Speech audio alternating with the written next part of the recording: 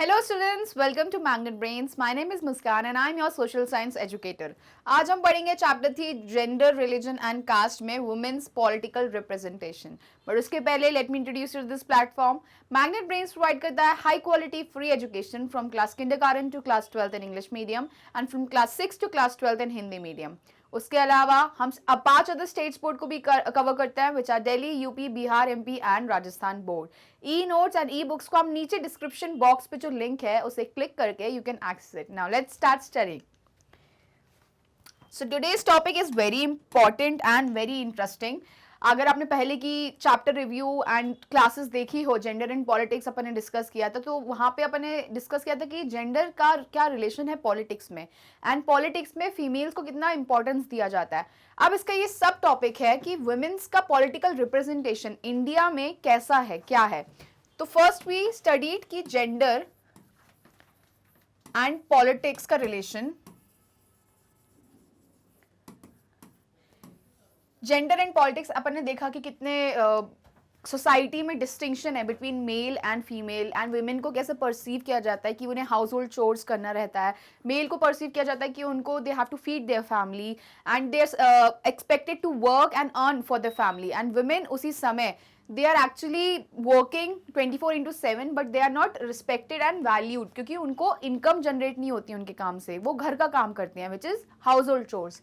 तो जेंडर का relation politics में वी सी की एक इक्वल रेम्यूनरेशन एक्ट करके निकला था जहां पे इक्वल पे मिलना चाहिए विमेन एंड मेल को अगर they are employed in the same organisation. But ऐसा होता नहीं है इंडिया में बिकॉज इम्प्लीमेंटेशन इसका एक तो प्रॉपर नहीं है, प्लस डिस्टिंक्शन स्टीरियोटाइप्स जो है सोसाइटीज में they are very huge regarding women and males के पर्सपेक्टिव में. क्यों? Because our society is patriarchal society.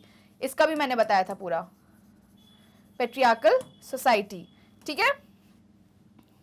Now we'll study की रियलिटी में विमेन्स का पॉलिटिकल रिप्रेजेंटेशन इंडिया में कैसा है, क्या है. ओके.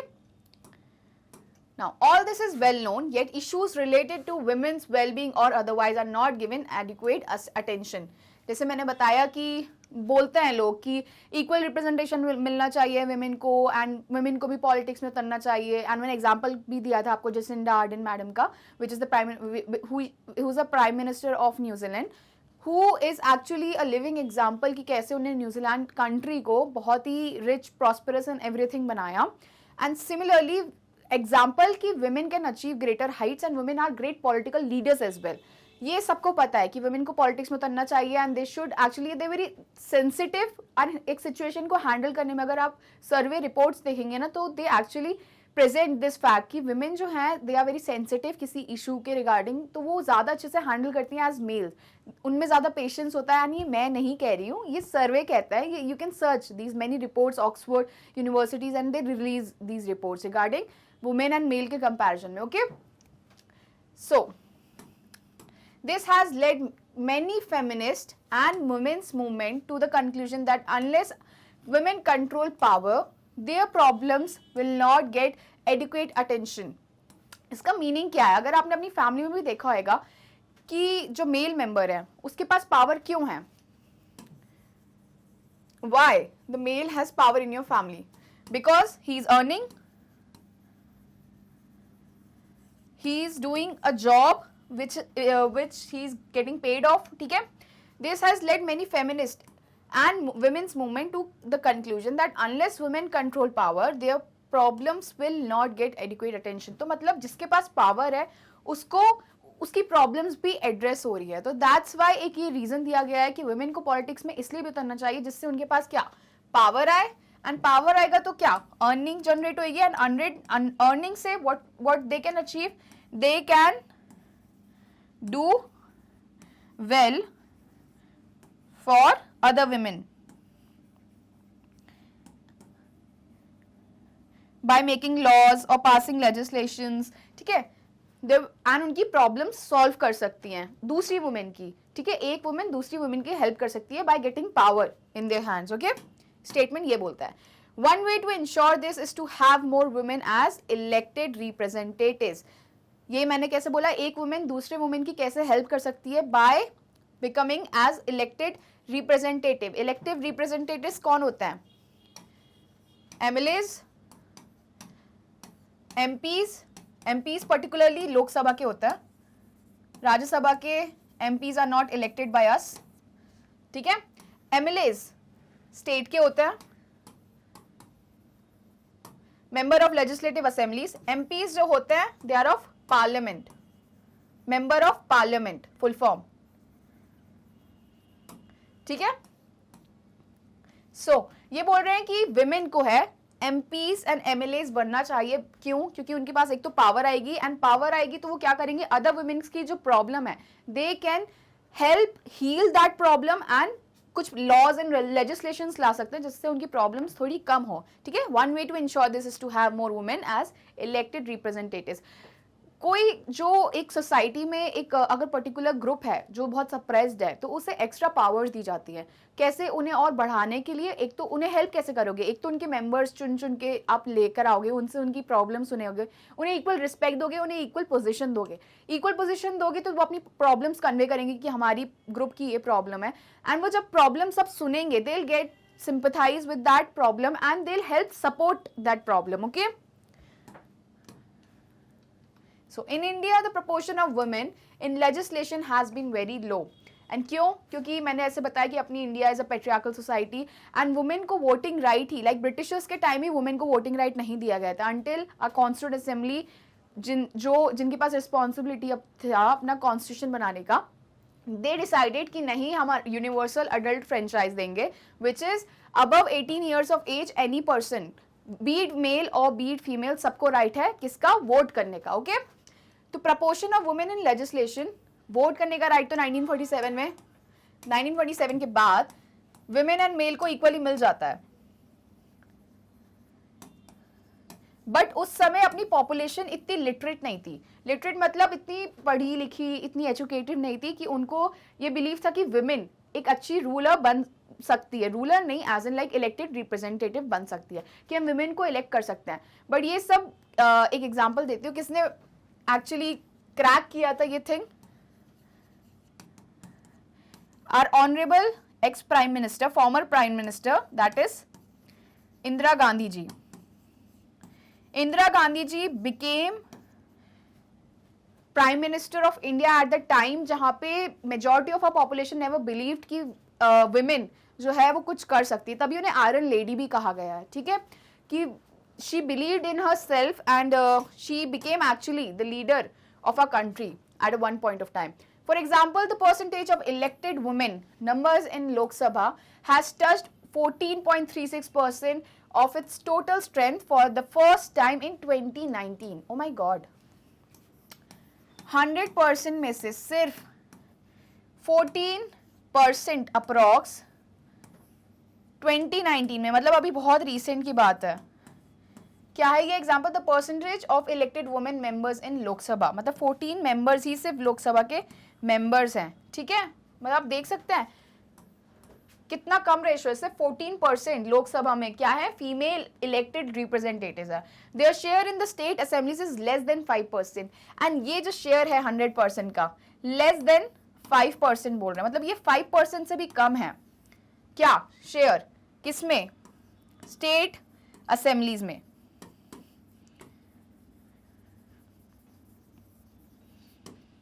ये लोकसभा पार्लियामेंट की बात हो रही है। पार्लियामेंट के 2 हाउसेस होते हैं, आपको पता होगा, राज्यसभा एंड लोकसभा, ठीक है। यहाँ पे लोकसभा की बात हो रही है कि लोकसभा में सिर्फ 14% are elected representatives, that is MPs जो हैं वो विमेन हैं, एंड स्टेट लेजिस्लेटिव असेंबली में लेस देन 5% है, मतलब this ratio is very low. And ये कब का डेटा है? 2019 का, मतलब बहुत ही रिसेंट डेटा है, okay. Their share in the state assemblies is less than 5%. In this respect, India is among the bottom group of nation in the world. See the graph below. तो आगे अपन चल के ग्राफ देखेंगे। Last slide में mention है graph, तो we'll study the graph in detail at the end.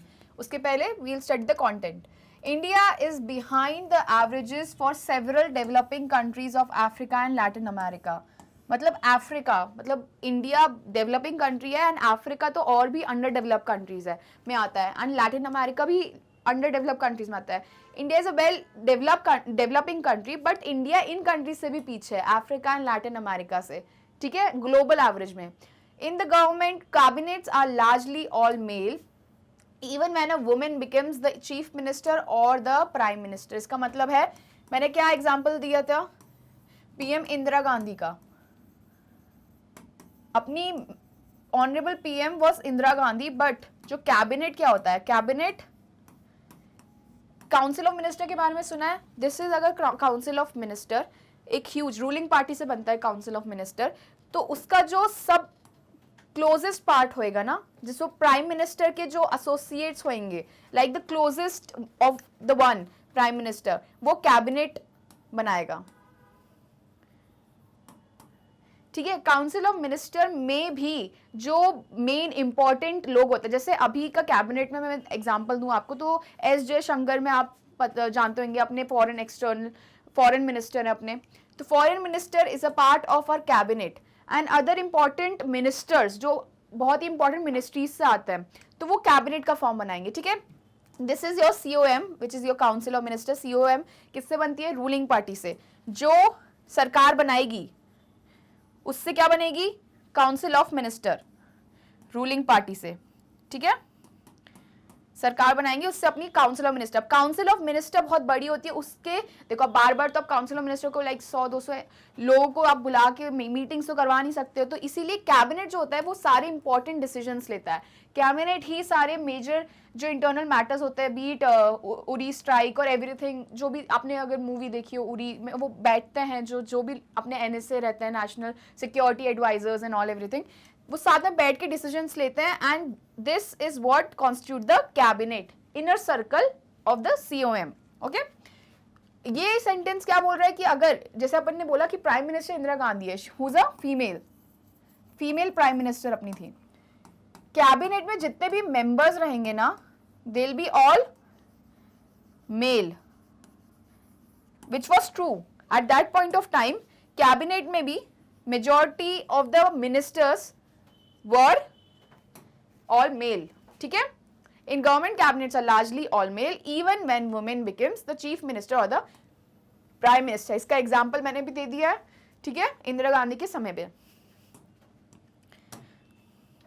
Next, one way to solve this problem is to make it legally binding to have a fair proportion of women in the elected bodies।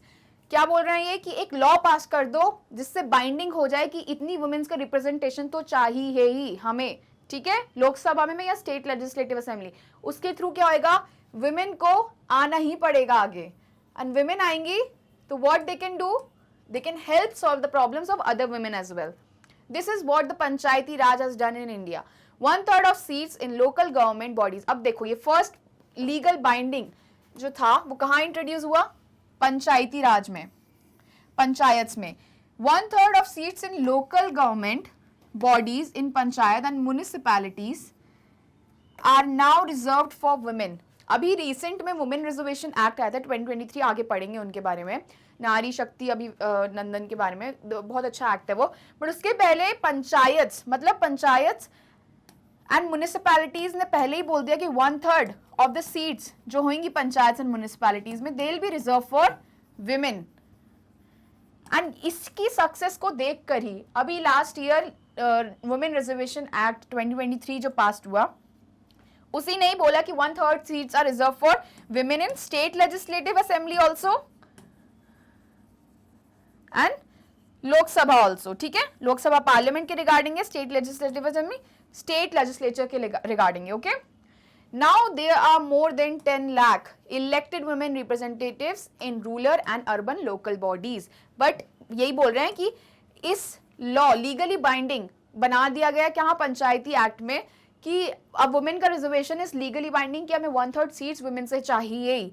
तो अब इसके बाद क्या हुआ, 10 lakh women का representative बढ़ गया, elected women representatives rural and urban municipalities में, लोकल बॉडीज में वुमेन का अच्छे से रिप्रेजेंटेशन दिखा। Okay, women's organizations and activists had been demanding a similar reservation of at least 1/3 of seats in Lok Sabha and state assemblies for women. अब women organization इसकी success देखकर जो panchayat and local bodies municipalities में success मिली थी women के reservation से, इसके success को देखकर आगे डिमांड किया कि और रिजर्वेशन देना चाहिए। अ bill with this proposal was pending before the parliament for many decades. जो नारी शक्ति, देखिए नारी शक्ति वंदन अधिनियम वाला जो एक्ट है, मैंने वही बोला ना कि बहुत सालों से पेंडिंग था, किसी गवर्नमेंट ने पास नहीं किया, बिकॉज ऑब्वियसली अगर 33% of seats are reserve for women, then किसकी पावर डेंजर में आ जाएगी? आर मेल डोमिनेटेड सोसाइटी की, मेल डोमिनेंस की पावर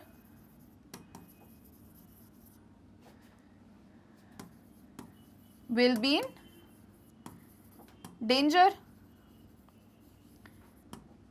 Therefore, बहुत सालों से क्या था? पेंडिंग था। एंड और भी प्रॉब्लम्स होंगी जो ऑब्वियसली शेयर नहीं की जाती है, पब्लिक में आउट नहीं लाई जाती है, बट यही मेन रीजन था कि पेंडिंग इतने सालों से रखा गया इस लेजिस्लेशन को। इनफैक्ट सक्सेस मिलने के बाद पंचायती एंड म्यूनिसिपैलिटीज में 33% रिजर्वेशन देने के बाद भी।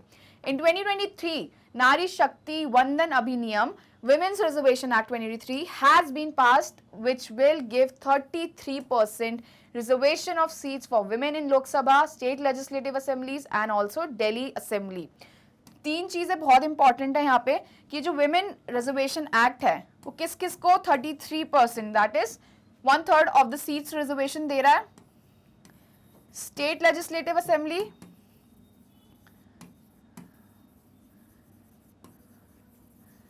लोकसभा, राज्यसभा को नहीं दे रहा है, ठीक है, तो इसलिए मैं कट कर देती हूं, एंड दिल्ली असेंबली। अब यहाँ पे दिल्ली असेंबली अलग से क्यों लिखा है?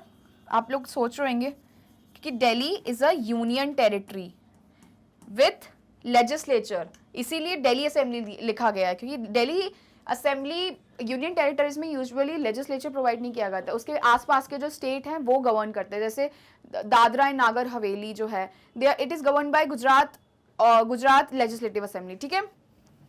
बट यहाँ पे दिल्ली असेंबली जो है उसके पास खुद का लेजिस्लेचर है एंड उसको भी कंप्लाई करना पड़ेगा किसके साथ? अपने नारी शक्ति वंदन अधिनियम एक्ट के साथ, which is 33% reserve seats for women, ठीक है।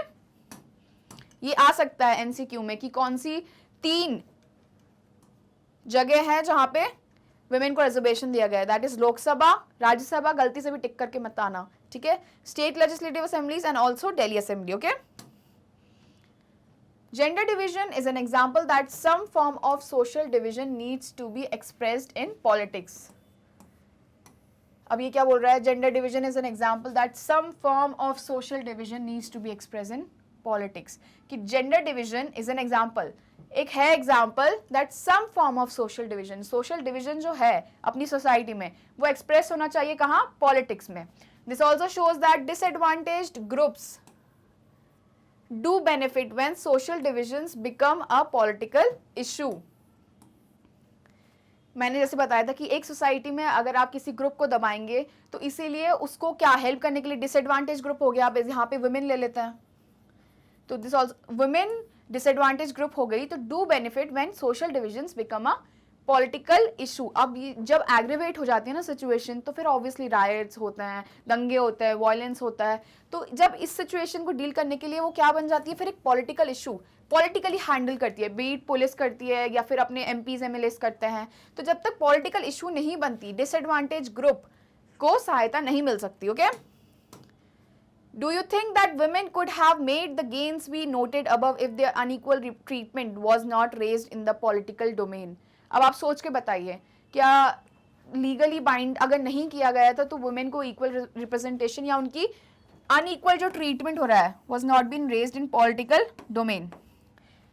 अगर मैं प्रोग्रेसिव सोसाइटी की बात करूँ तो इंडिया इज बीइंग प्रोग्रेसिव। अभी रिसेंट टाइम्स में इट हैज डेवलप, मतलब लेजिस्लेचर बहुत अच्छे अच्छे एक्ट्स पास कर रहा है regarding women, women safety, women's domestic violence के अगेंस्ट। देयरफॉर अभी चेंजिंग सिनेरियो को लेते अगर चले तो अनइक्वल ट्रीटमेंट को इंडिया हैंडल तो कर रहा है, but do you think that women could have made the gains we noted above if the unequal treatment was not raised in the political domain? आप मुझे कमेंट सेक्शन में बताएंगे इसका answer, okay. Could you think of some reasons why women's representation is so low in India? Do you think Americas and Europe have achieved a satisfactory level of women's representation? Reasons बताओ. First is patriarchy. Obviously, क्या reasons हो सकते हैं women के such low representation के? क्योंकि male dominated society है. Patriarchy is male dominated society. Therefore, women's को इतना representation नहीं दिया जाता एंड उनको प्रेफर किया जाता है कि मेल जो है हमारे लीडर्स बने and everything. Then women education is also low. Okay, literacy rate लिख सकते हैं. Women's literacy rate is low as compare to male. मैंने क्या बताया था, लिटरेसी जहां होती है उस जगह चाइल्ड सेक्स रेशो भी अच्छा होता है, उस जगह वुमेन्स को ट्रीट भी अच्छे से सेल्फ रिस्पेक्ट से किया जाता है, राइट. तो अपन ने क्या देख लिया कि पेट्रियार्की के कारण रीजन देख सकते हैं किसका, women's representation is low in India. ठीक है. देन लिटरेसी भी एक रेट सकते हैं कि वुमेन की लिटरेसी रेट मतलब एजुकेशन ड्रॉप आउट रेट्स भी हाई है, उसके कारण वुमेन का literacy rate is low as compare to male. और क्या रीजन हो सकते हैं? सोसाइटल प्रेशर या स्टीरियोटाइप्स लिख सकते हैं. ठीक है.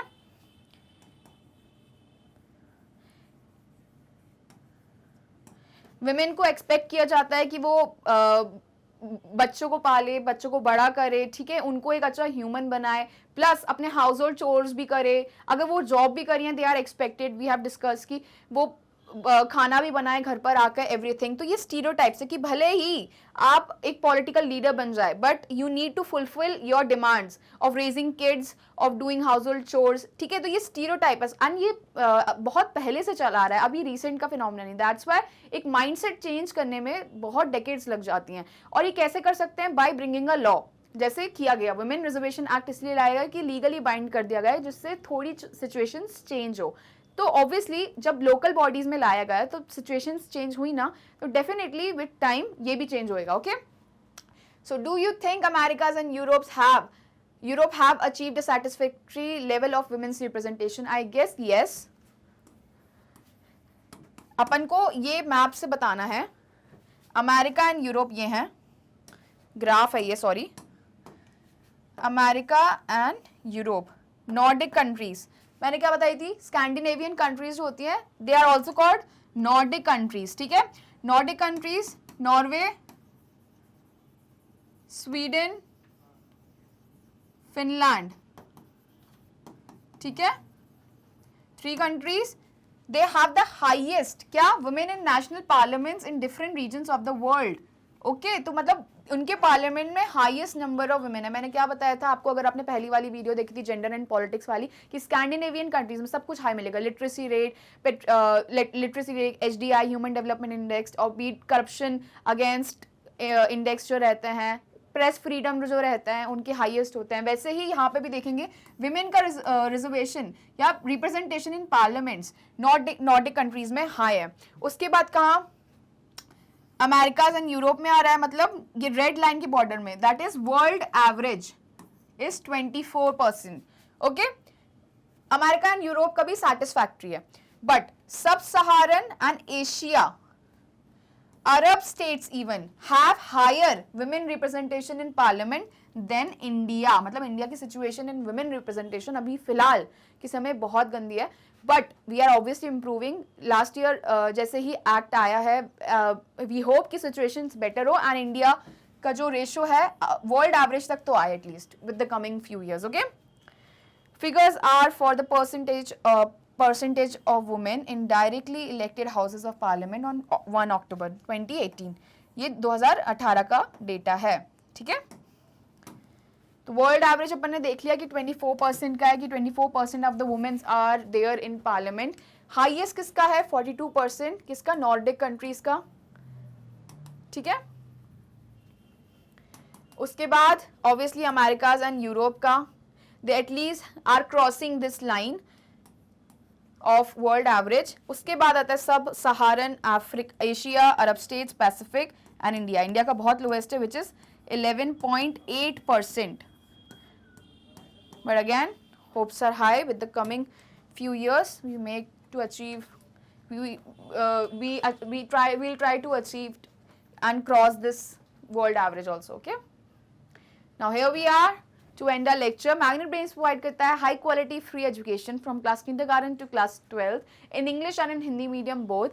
CBSE बोर्ड के अलावा हम 5 अदर स्टेट्स बोर्ड को भी कवर करते हैं which are Delhi, Bihar, UP, MP and Rajasthan board. उसके अलावा Vedic Maths crash courses and spoken English के courses भी available है. This is our website and this is our app. Do like, share and subscribe our channel. These are other social media platforms where you can follow us. And e-notes and e-books को नीचे description box पे जो link है उसे click करके you can access.